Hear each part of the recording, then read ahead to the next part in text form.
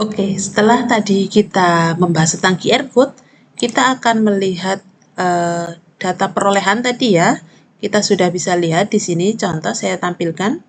Untuk responden yang mengisi lengkap berarti sudah menyelesaikan surveinya. Nah, contoh di sini ada yang anomali, berarti tadi dalam pengisiannya dia kurang dari waktu yang ditentukan. Kemudian ada data tidak lengkap. Nah, di sini berarti tertulis dia berakhir di data responden saja, jadi tidak menyelesaikan surveinya sampai akhir. Untuk data tidak lengkap seperti ini, dia tidak akan tampil ke tabulasi.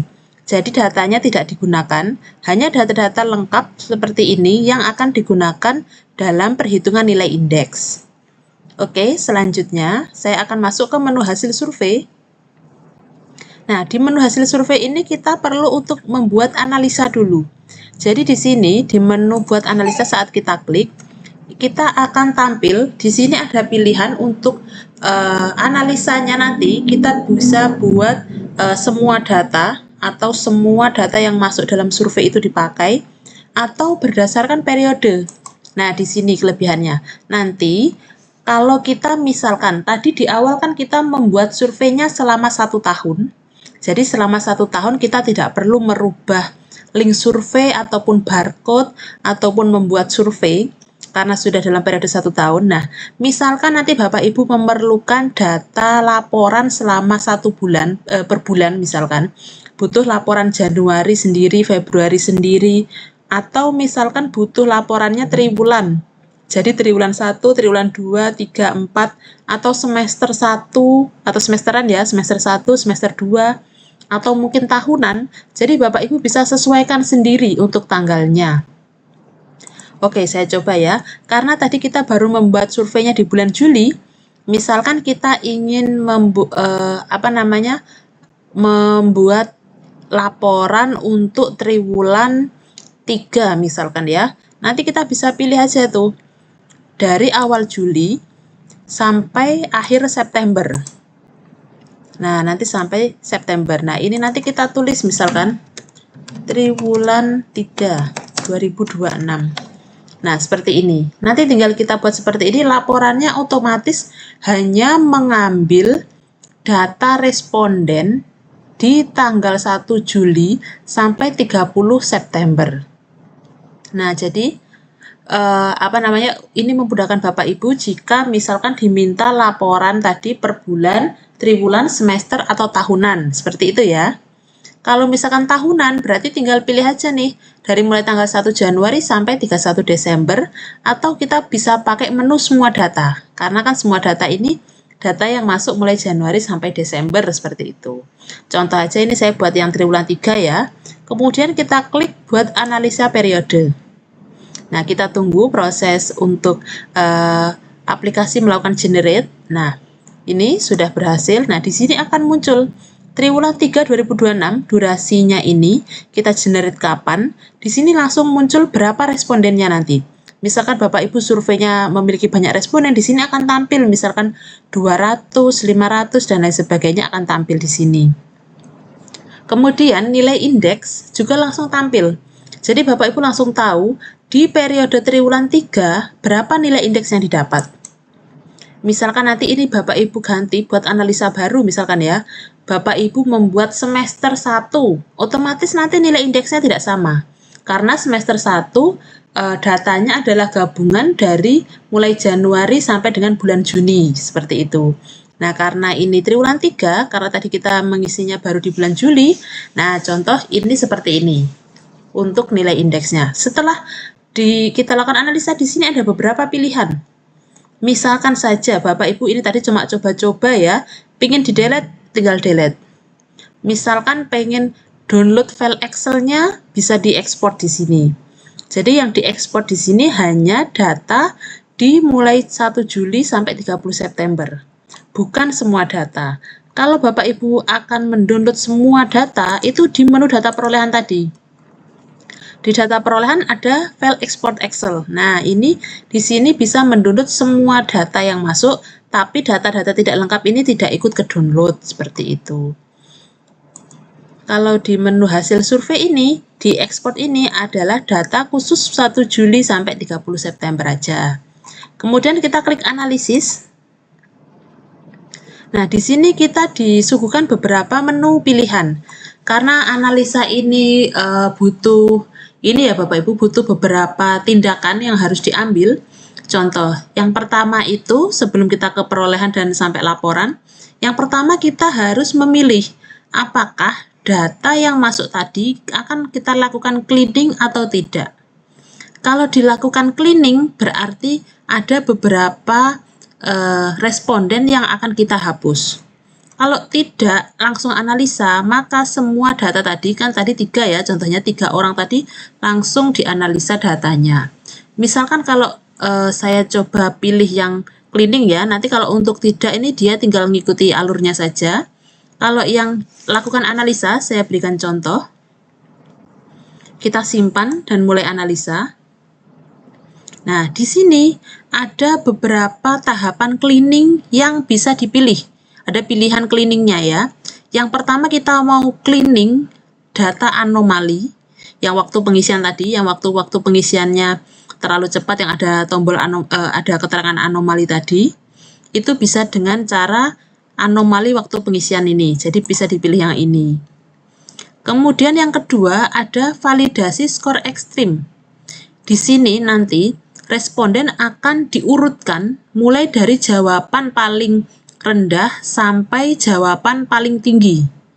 Di sini Bapak Ibu bisa pilih mana yang akan dihapus. Misalkan tidak diikutsertakan. Misalkan Bapak Ibu sudah punya 300 data misalkan ya. Sedangkan yang dilaporkan itu misalkan minimalnya cukup 200 atau 250. Nah, kan masih ada sisa. Kalaupun itu ingin Bapak Ibu hapus, tidak ikut dilakukan survei, tidak ikut di analisa untuk menjadi laporan, Bapak Ibu bisa memilih 50 orang tadi yang tidak digunakan datanya, bisa mulai dari urutan jawaban mereka yang paling rendah. Seperti itu ya. Jadi dia tidak masuk di laporan, tapi kan untuk masukan, sarannya mereka kan tetap Bapak Ibu bisa baca, bisa Bapak Ibu lihat dari aplikasi. Misalkan ada saran masukan mereka yang bagus, bisa diadopsi ataupun bisa ditindaklanjuti. Jadi untuk validasi skor ekstrim ini tergantung pilihan Bapak Ibu mana yang akan dipakai, data mana yang tidak diikutsertakan. Kemudian ada juga validasi alamat IP. Jadi ini untuk mendeteksi kalau ada duplikat data, jadi berdasarkan IP address-nya. Jadi misalkan gini, kita melakukan survei misalkan ke tadi puskesmas kan berarti ke ini ya, apa namanya, pasien atau keluarga pasien. Misalkan terdeteksi ada IP address yang mengisinya itu sampai 20 kali dengan nama yang berbeda-beda. Nah, itu kita juga bisa melakukan validasi nih, apakah betul atau itu bisa digunakan atau tidak. Karena mungkin misalkan nanti jangan-jangan dia hanya mengisi asal-asalan, misalkan ya, dia mengirimkan data palsu seperti itu. Atau ternyata setelah kita cek, oh ini karena memang petugas yang membantu mengisikan. Nah, itu kan berarti kan bisa dipakai kalau petugas yang membantu mengisikan, karena kan kalau petugas membantu kan alamat IP-nya pasti sama gitu ya. Nah, ini contoh, kalau kita pilih contoh saja, kalau saya contohkan kalau anomali nanti sudah otomatis kita akan buang data-data yang anomali, tapi kalau validasi akan saya tampilkan, coba. Ini jadi Bapak Ibu juga bisa pilih dengan berbagai metode, semuanya dipakai juga boleh. Kalau memang datanya itu banyak ya, tapi karena misalkan tadi karena saya cuma ada 3 data saja, saya coba yang validasi skor ekstrim. Kita mulai cleaning.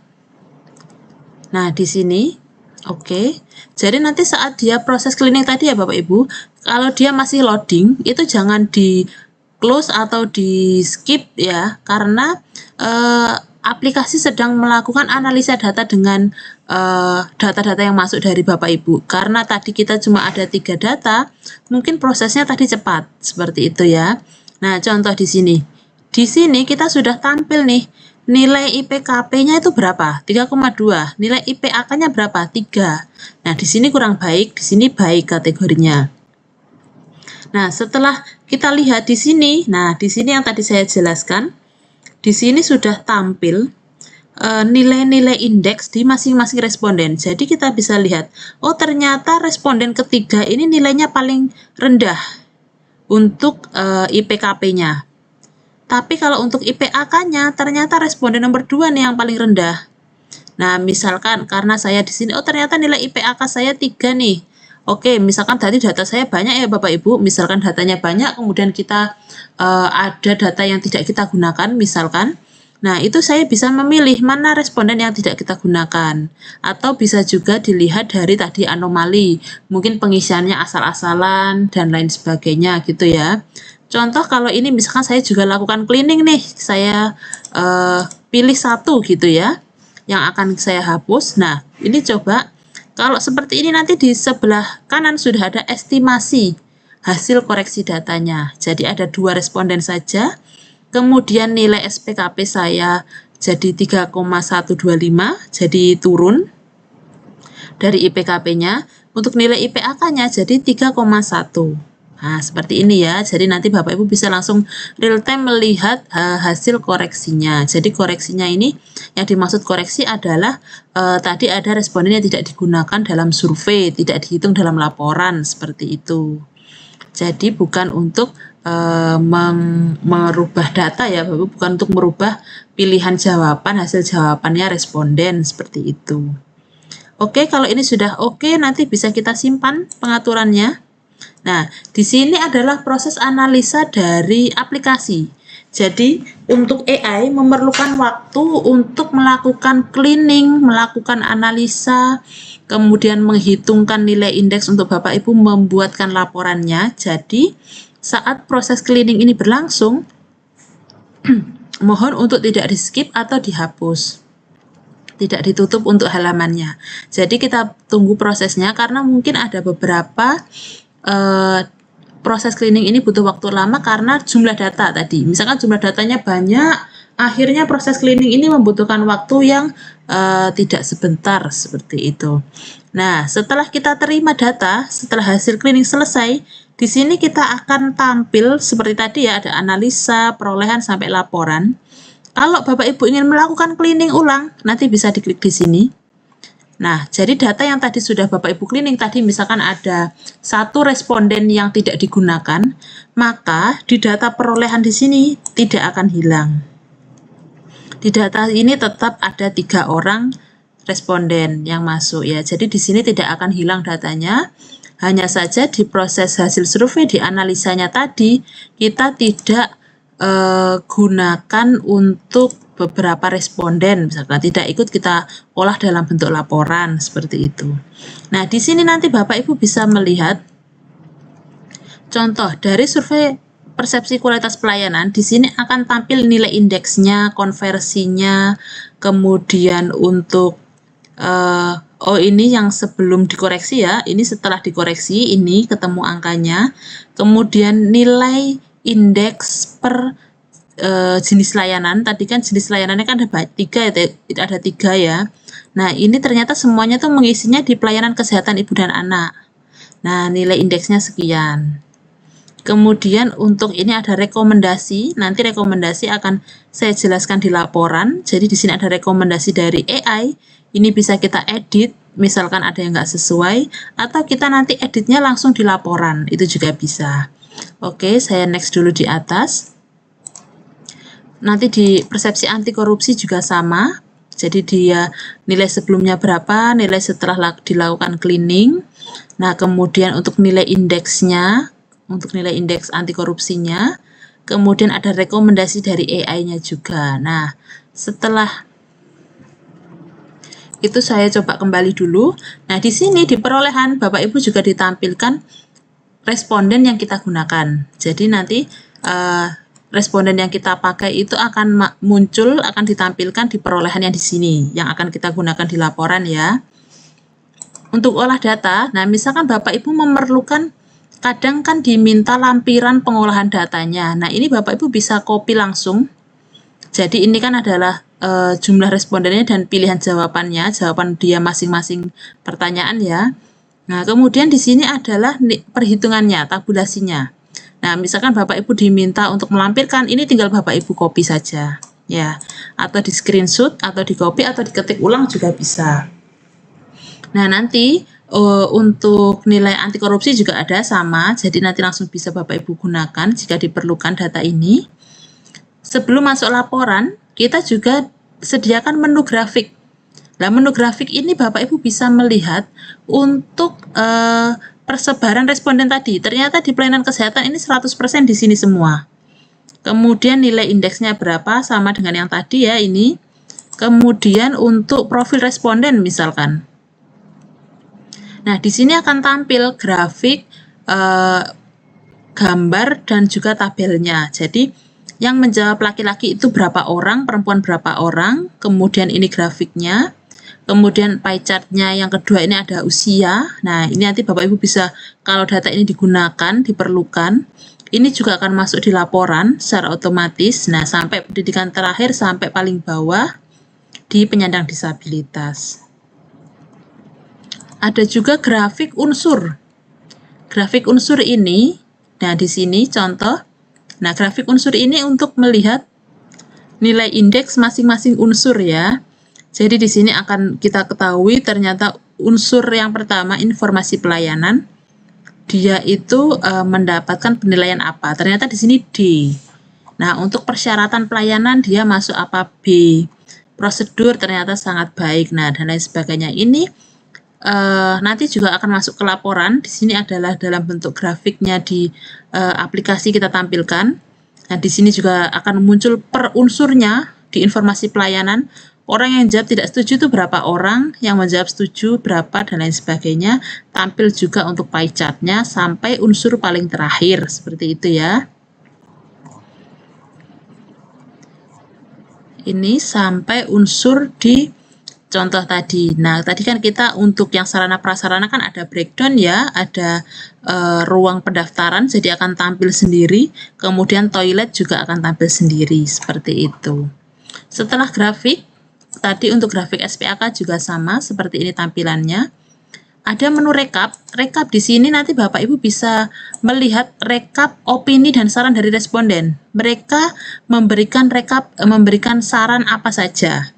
Misalkan nanti ada saran yang tidak sesuai atau tidak digunakan, tidak sesuai dalam artian misalkan dia hanya menjawab tidak ada, atau hanya tanda titik, tanda strip, atau mungkin dia sarannya tidak relevan, jadi tidak kita tampilkan ke laporan, nanti bisa diubah status ini dari yang ditampilkan ini menjadi tidak ditampilkan.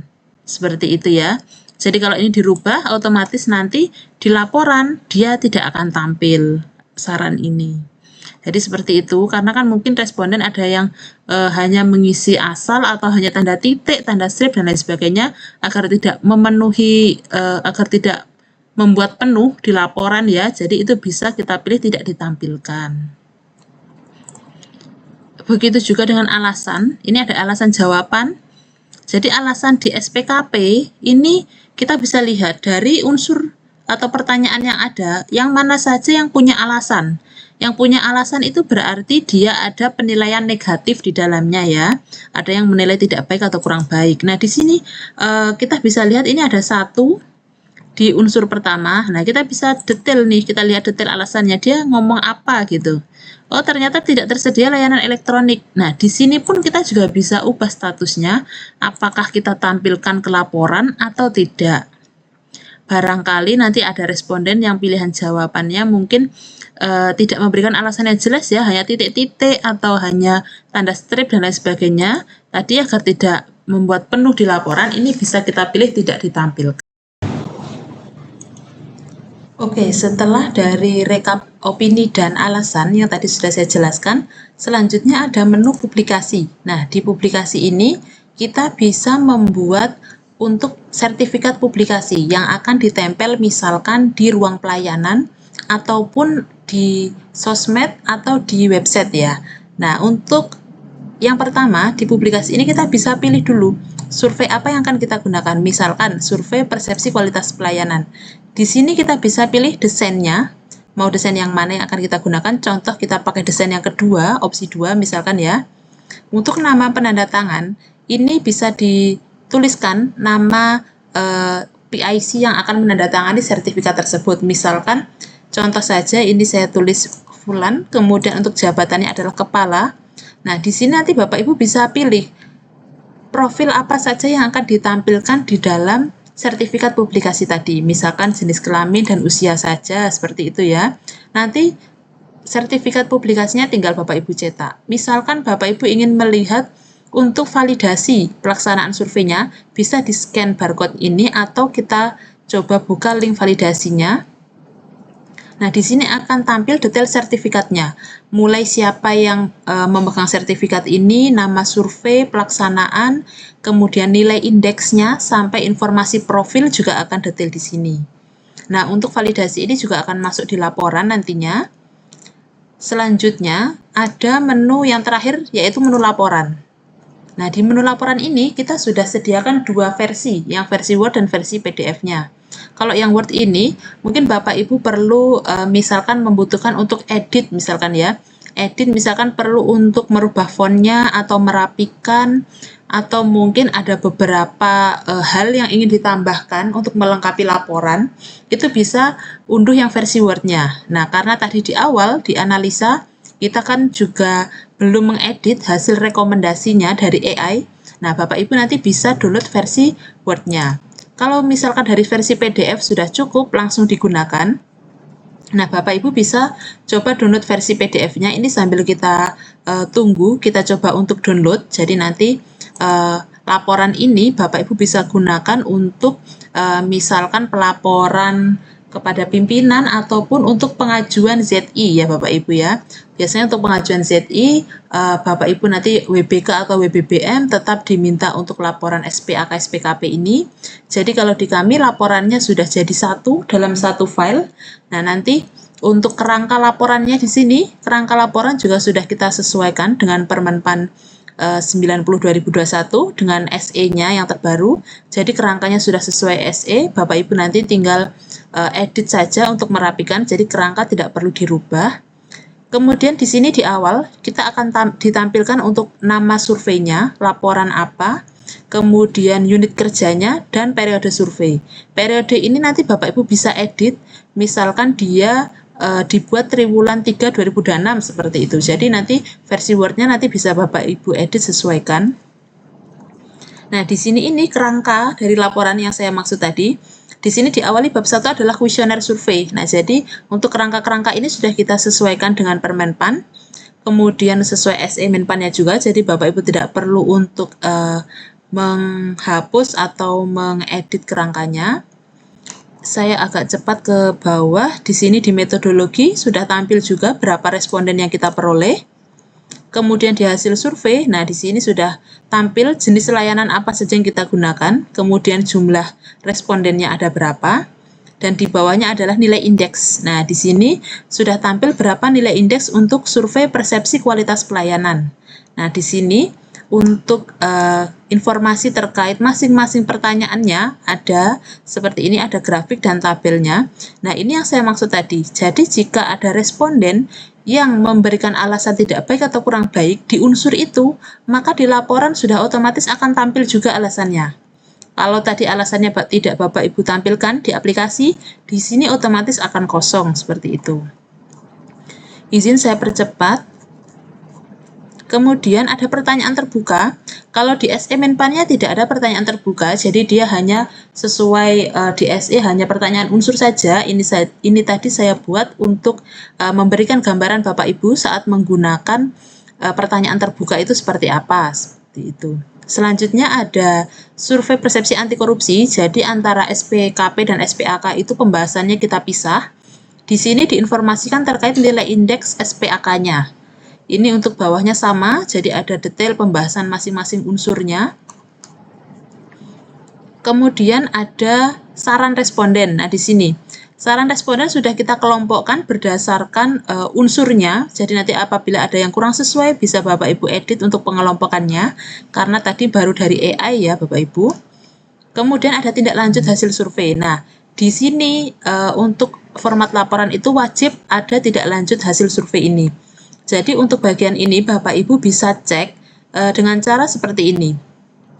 Untuk SPKP dan SPAK itu minimal harus ada satu rencana tindak lanjut yang dilakukan. Jadi kalau di sini kalau Bapak Ibu lihat ada alasan opini terkait. Nah, di sini ini adalah alasan dan opini yang disampaikan oleh responden yang merasa tidak puas tadi, tidak baik dan kurang baik. Nah, kalau untuk kemungkinan faktor penyebab ini murni dari aplikasi. Jadi dari aplikasi akan melakukan analisa kalau ada orang yang menjawab tidak tersedianya layanan elektronik, ini kemungkinan faktor penyebabnya karena apa, seperti itu. Nah, nanti akhirnya dimunculkanlah rekomendasi tindakan perbaikannya. Untuk rekomendasi ini, jadi misalkan Bapak Ibu nanti harus melakukan pengecekan, kemungkinan faktor penyebab ini bisa jadi salah, karena kan yang mengetahui detail pastinya kan di Bapak Ibu. Jadi ini boleh diedit, bisa disesuaikan dengan kondisi di OPD Bapak Ibu. Kemudian rekomendasi ini juga perlu Bapak Ibu cek dan edit, karena untuk rekomendasi tindakan perbaikan ini bisa jadi yang ada di laporan ini ternyata tidak bisa kita realisasikan dalam waktu dekat atau mungkin memerlukan biaya yang tidak sedikit. Nah, ini perlu Bapak Ibu edit, Bapak Ibu sesuaikan dengan yang bisa Bapak Ibu tindak lanjuti. Misalkan kalau untuk alasan ini tidak ditampilkan ke laporan, mau Bapak Ibu delete itu boleh. Misalkan nanti Bapak Ibu memilih yang kedua atau yang ketiga dan lain sebagainya.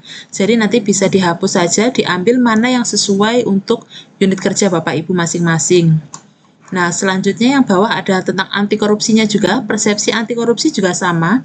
Nanti cara membacanya seperti itu, alasan ini adalah alasan dan opini yang diberikan responden. Kalau kemungkinan faktor penyebab adalah itu tadi dari hasil analisa aplikasi. Kalau rekomendasi dia membaca apa yang bisa diberikan rekomendasi tindakan perbaikan dari alasan dan kemungkinan faktor penyebab. Jadi bisa Bapak Ibu edit juga. Itu mungkin saya agak percepat. Yang bawah ada data survei. Nah, data survei ini tadi kan di kuesioner kita menanyakan tentang nomor handphone, karena di formatnya Menpan memang ada tabel untuk menanyakan nomor handphone responden. Jadi tadi di survei makanya kita tanyakan terkait nomor handphone. Nah, di sini nanti akan tampil informasi responden seperti ini. Untuk capture aplikasi survei, nah di sini nanti di versi Word-nya, nanti Bapak Ibu bisa edit dengan cara ini. Saya tampilkan. Kalau tadi di dalam form survei, kan tadi ada pratinjau form ya. Nah, pratinjau form ini bisa Bapak Ibu screenshot. Jadi tampilan ini bisa Bapak Ibu screenshot, kemudian masukkan ke dalam laporan, atau mungkin link surveinya di-copy juga, dan juga mungkin scan barcode-nya. Nah, itu juga bisa di-copy atau di-screenshot, dimasukkan ke dalam poin nomor 6 ini. Jadi sebagai bukti dukungnya ada 3 tadi ya. Kemudian link akses hasil survei, nah di sini adalah link validasi tadi yang di menu untuk sertifikat publikasi. Di sini nanti untuk menunjukkan bahwa survei kita ini menggunakan aplikasi online, bukan manual, seperti itu ya, karena memang di SE Menpan-nya disarankan untuk menggunakan aplikasi berbasis online yang pelaksanaan surveinya tidak dilakukan secara manual, seperti itu. Jadi itu untuk contoh laporannya. Kemudian Bapak Ibu mungkin yang terakhir ada menu pengaturan. Nah, di pengaturan ini ada 2, yaitu pengaturan periode survei dan penundaan akses. Nah, di sini Bapak Ibu bisa setting durasi surveinya, misalkan mau diedit, diperbarui, itu bisa di sini. Kemudian penundaan ini yaitu menunda surveinya. Jadi misalkan surveinya ditunda misalkan dalam 1 hari atau 2 hari, misalkan karena ada mungkin maintenance atau mungkin Bapak Ibu sedang layanannya off misalkan. Nah, nanti bisa ditunda surveinya dengan menambahkan informasi seperti ini. Jadi itu Bapak Ibu untuk penggunaan aplikasi SPKP SPAK. Terima kasih.